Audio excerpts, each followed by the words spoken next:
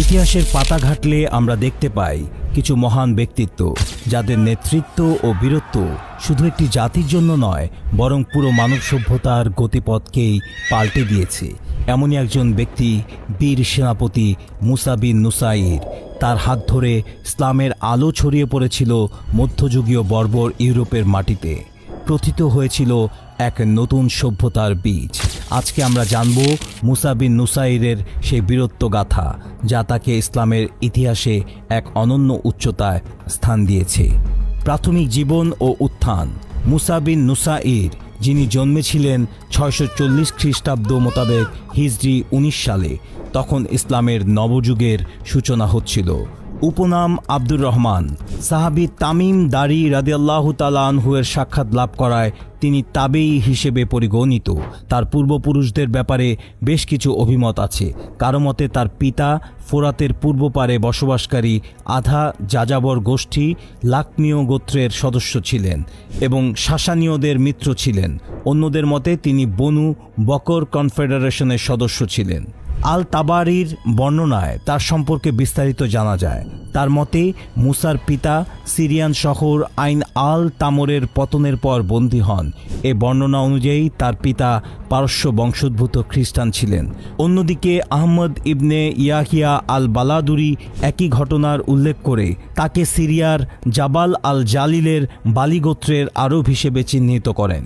মুসার পিতা দাস হিসেবে তৎকালীন সিরিয়ার গভর্নর ও খলিফা প্রথম মারওয়ানের পুত্র আব্দুল আজিজ ইবনে মারওয়ানের অধীনে কাজ করতেন। মারওয়ান তাকে মুক্তি দিয়েছিলেন। তিনি সিরিয়ায় ফিরে আসেন।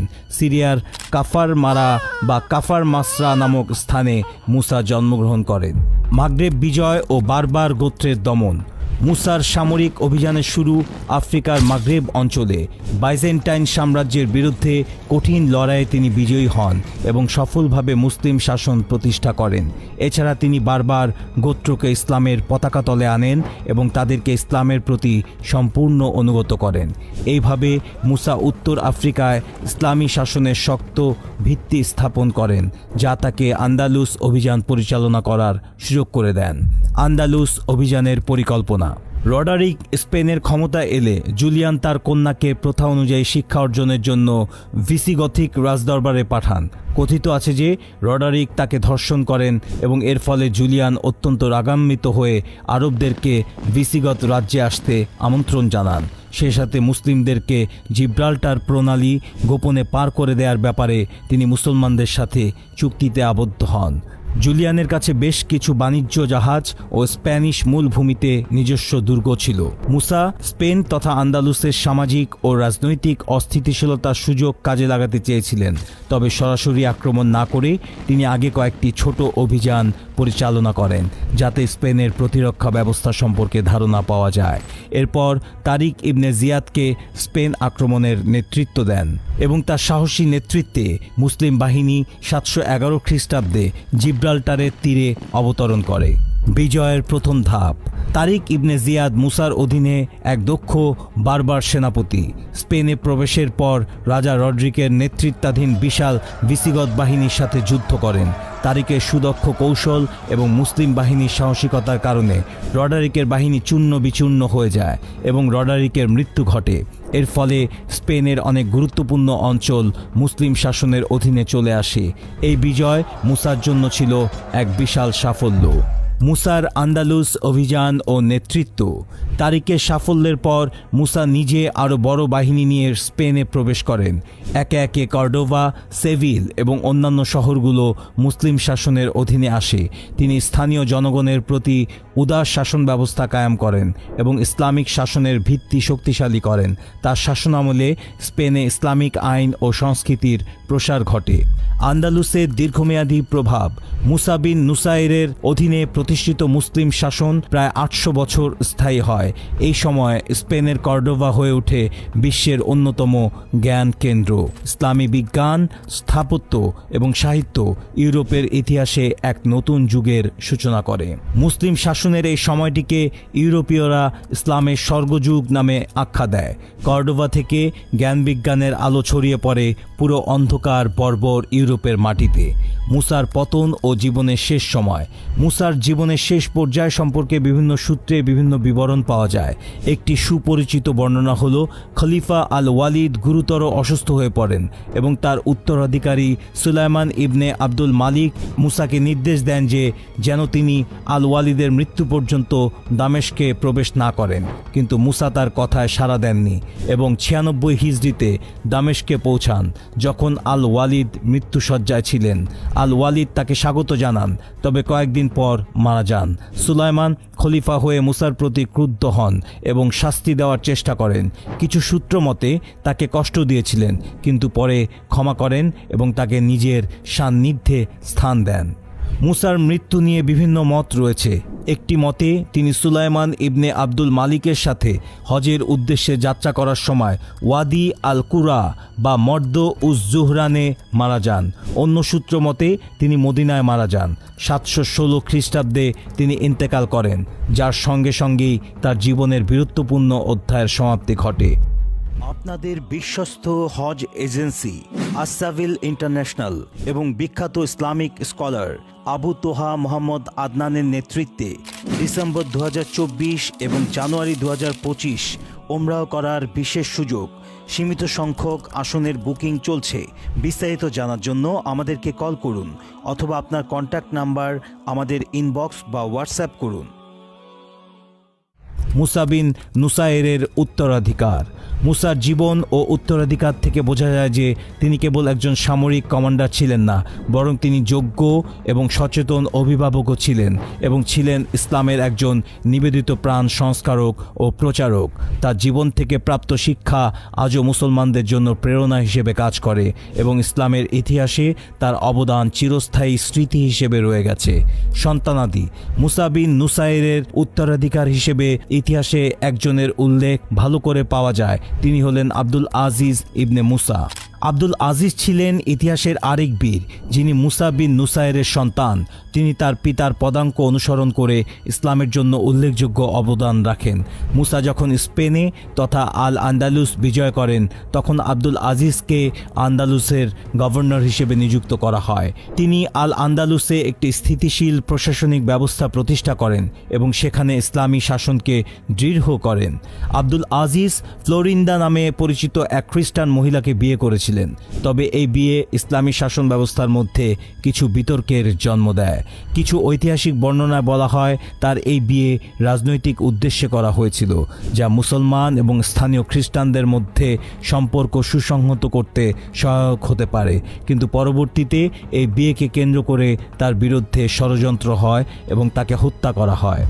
সালভিত্তিক মুসা বিন নুসাইরের জীবনের বিশেষ ঘটনাগুলোর ধারা বিবরণ নিম্নরূপ। 1. 700 খ্রিস্টাব্দ আফ্রিকার গভর্নর পদে নিয়োগ। মুসা বিন নুসাইরকে উমাইয়া খলিফা আব্দুল মালিক ইবনে মারওয়ানের শাসনামলে উত্তর আফ্রিকার গভর্নর হিসেবে নিযুক্ত করা হয়। তখনকার সময় এই অঞ্চল ছিল অস্থিতিশীল এবং ইসলামী শাসনের কর্তৃত্ব প্রতিষ্ঠিত করা একটি কঠিন কাজ ছিল। মুসার দক্ষতা ও প্রশাসনিক ক্ষমতা ব্যবহার করে তিনি এই অঞ্চলে ইসলামের শাসন সুসংহত করেন। 2. 701 থেকে 705 খ্রিস্টাব্দ বারবার গোত্রের দমন। মুসা বিন নুসাইরের সামরিক ও প্রশাসনিক দক্ষতার অন্যতম প্রধান উদাহরণ ছিল বারবার গোত্রের দমন এবং তাদের ইসলামী শাসনের অধীনে আনা। তিনি বারবার নেতাদের সাথে কৌশলগত আলোচনা করেন এবং অনেককে ইসলাম গ্রহণে উদ্বুদ্ধ করেন। এটি উত্তর আফ্রিকায় ইসলামের প্রসারে অত্যন্ত গুরুত্বপূর্ণ ভূমিকা পালন করে। মুসলমানদের বীরত্ব এবং ঐতিহ্যের অজানা ইতিহাস জানতে ইসলামের ইতিহাস চ্যানেলটি সাবস্ক্রাইব করে আমাদের অনুপ্রাণিত করবেন। সেই সাথে কমেন্ট বক্সে আপনার মূল্যবান মতামত জানাবেন। 3. 710 খ্রিস্টাব্দ আন্দালুস অভিযানের পরিকল্পনা। মুসা বিন নুসাইর যখন উত্তর আফ্রিকার গভর্নর হিসেবে দায়িত্ব পালন করছিলেন, তখন তার নজরে আসে ইউরোপের দক্ষিণাঞ্চল, বিশেষ করে স্পেন বা আন্দালুস। তখন স্পেন ছিল খ্রিস্টান ভিসিগত শাসকদের অধীনে, আর সেখানে ছিল বিভিন্ন সামাজিক ও রাজনৈতিক অস্থিতিশীলতা। মুসা স্পেনের সেই পরিস্থিতি এবং খ্রিস্টান শাসকদের দুর্বলতা সম্পর্কে জানতে পারেন, যা মুসলিম শাসকদের জন্য একটি সুবর্ণ সুযোগ হয়ে উঠেছিল। তবে মুসা বিন নুসাইর সরাসরি স্পেন আক্রমণ না করে আগে ছোট আকারে কিছু অভিযান পরিচালনা করেন, যাতে স্পেনের প্রতিরক্ষা ব্যবস্থা এবং যুদ্ধ সম্পর্কে তথ্য সংগ্রহ করা যায়। এই পরিকল্পনার অংশ হিসেবে তিনি সাগর পথে স্পেনের দক্ষিণাঞ্চলে মুসলিম নৌবাহিনী পাঠান এবং স্পেনের উপকূলীয় এলাকাগুলোতে হালকা আক্রমণ চালিয়ে শত্রুপক্ষের অবস্থান পর্যবেক্ষণ করেন। এরপর তিনি একজন দক্ষ সেনাপতি হিসেবে তারিক ইবনে জিয়াদকে স্পেন আক্রমণের জন্য প্রস্তুত করেন। তারিক ছিলেন একজন বারবার নেতা, যিনি মুসার অধীনে ইসলামের প্রতি সম্পূর্ণ একনিষ্ঠ ছিলেন। মুসা তাকে 10,000 সেনাসহ একটি শক্তিশালী বাহিনী দেন এবং নির্দেশ দেন স্পেন আক্রমণ করতে। মুসা তার নেতৃত্বে থাকা বাহিনীর জন্য প্রত্যেক ধাপে সহায়তা প্রদান করেন এবং তাদের সাহস যোগান, যাতে তারা তাদের লক্ষ্য অর্জনে সফল হয়। 4. 711 খ্রিস্টাব্দ স্পেন বিজয়। 711 খ্রিস্টাব্দে তারিক ইবনে জিয়াদ মুসা বিন নুসাইরের নির্দেশে উত্তর আফ্রিকার তাঙ্গিয়ার থেকে সমুদ্র পথে জিব্রাল্টার প্রণালী অতিক্রম করে স্পেনের ভূমিতে অবতরণ করেন। আজ সেই স্থানকে জাবালে তারিক নামে ডাকা হয়, যা তারিক ইবনে জিয়াদের স্মরণে রাখা হয়েছে। স্পেনের ভূমিতে পা রাখার পর তারিক সেনাদের উদ্দেশ্যে একটি ঐতিহাসিক বক্তব্য দেন। তিনি তাদের বলেন, সামনে শত্রু এবং পেছনে সাগর, পালানোর কোনো পথ নেই, তোমাদের সামনে রয়েছে কেবল বিজয় বা শাহাদাত। এই ভাষণের মাধ্যমে তারিক তাদের মনোবল বৃদ্ধি করেন এবং ইসলামের পতাকা ঊর্ধ্বে তুলে ধরতে উদ্বুদ্ধ করেন। স্পেনে অবতরণের পর তারিক ইবনে জিয়াদ তার সেনাবাহিনীকে কৌশলগতভাবে বিভক্ত করে শত্রুর বিরুদ্ধে লড়াই করেন। তাদের মুখোমুখি হয় স্পেনের রাজা রডারিকের নেতৃত্বাধীন ভিসিগত বাহিনীর, যা ছিল সংখ্যায় বিশাল।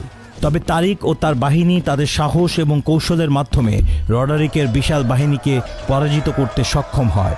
এর ফলে স্পেনের দক্ষিণাঞ্চল মুসলমানদের দখলে চলে আসে, যা পরবর্তীতে আন্দালুস নামে পরিচিত হয়। তারিক ইবনে জিয়াদের এই বিজয়ের পর মুসলিম বাহিনীর সামনে স্পেনের বিস্তৃত অঞ্চলগুলোর দরজা খুলে যায়।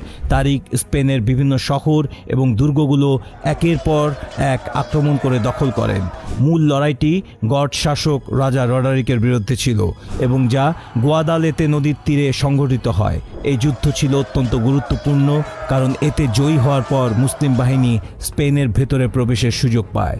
তারিকের নেতৃত্বে মুসলিম বাহিনী এই যুদ্ধে শত্রুদের চূর্ণ বিচূর্ণ করে এবং রাজা রডারিককে হত্যা করে। এই বিজয়ের মাধ্যমে স্পেনের অনেক গুরুত্বপূর্ণ অঞ্চল যেমন কর্ডোভা, মালাগা, গ্রানাডা এবং টলেডোর মতো শহরগুলো মুসলিম শাসনের অধীনে আসে। মুসলিম বাহিনী টলেডো জয় করার পর সেখানে বিশাল ধন সম্পদ লাভ করে, যা মুসলিম সাম্রাজ্যের শক্তি বৃদ্ধিতে গুরুত্বপূর্ণ ভূমিকা পালন করে। এই পুরো অভিযানের পেছনে ছিল মুসা বিন নুসাইরের পরিকল্পনা, যার ফলে মুসলিমরা ইউরোপের এক বিশাল অংশের উপর নিজেদের প্রভাব বিস্তার করতে সক্ষম হয়। কিন্তু তারিকের এই সাফল্যের পর 712 খ্রিস্টাব্দে মুসা বিন নুসাইর নিজে আরও একটি বড় বাহিনী নিয়ে স্পেনে প্রবেশ করেন।